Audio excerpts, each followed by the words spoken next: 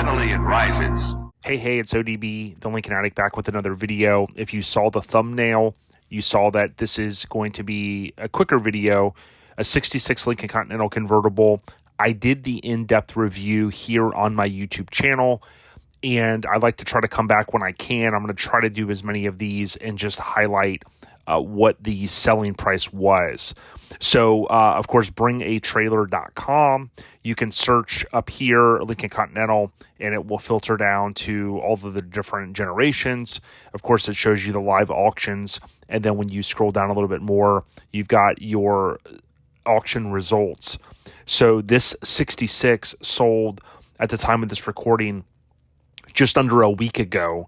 And this was on August 10th, 2024 for $61,000. I had to go back and look at my video, and my video was, my gut feeling was it was going to go over $50,000 and it was going to land somewhere between 50 and 60. And it pretty much did. It landed at 61,000. Now, my last in-depth review, I had highlighted Haggerty, and for some reason I wasn't logged in when I was recording, and it only showed me up to the good price. So you have to be kind of a Haggerty customer to get the full access to their valuation tool. And you can see here the range in the 66 is 26,000 all the way up to just north of 104K. And oh, by the way, they do say plus 10% for factory air conditioning. So, you know, someone got in basically at a, quote, good condition price. And if I remember correctly, this car did have air conditioning. So 60,000, definitely a price where, 10 or 20 years ago, you could get these cars obviously at a different price. But we've continued to see very, very strong numbers from all of the convertibles, including really want to reinforce 66 and 67 convertibles have continued to kind of come around on these years. Now, someone from the, I believe, LCOC, they had asked a question.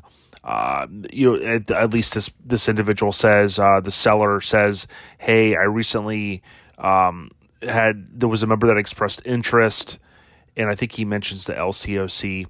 But he says, hey, I recently acquired these fender emblems, and they're included with the sale. So if you recall, in my in-depth review, I had kind of highlighted that in 66, one of the key differences between 6 and 7 is you have the Lincoln emblem here, typically on the front fender. And obviously, if this car was painted, a lot of times a paint shop will fill in that little, those holes, if you will.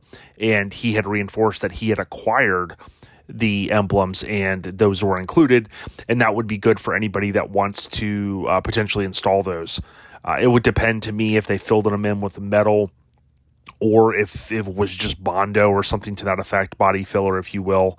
But regardless, this 66 Lincoln Continental convertible sold for $61,000. These videos are really helped to kind of reinforce the gauge that we've seen, kind of the market, so that if you're in the market for one of these cars, you can get an idea for what they're currently selling for. Oftentimes, folks do reach out to me to say, hey, I'm looking for a car, and I just push a lot of people to bring a trailer just because it's a great marketplace.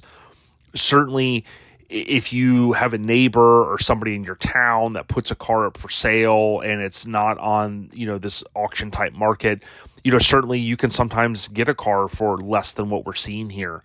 There's a couple on eBay right now, a couple that are pretty far gone, borderline parts cars / need full restorations, and those can be a lot of money. So oftentimes you can get in at a car anywhere from 40 to 60,000, and you don't have to go through the headache and the heartache of restoring the car just to get it running and driving. So say what you say. Let me know what you think in the comments. Did someone get a good deal on this car?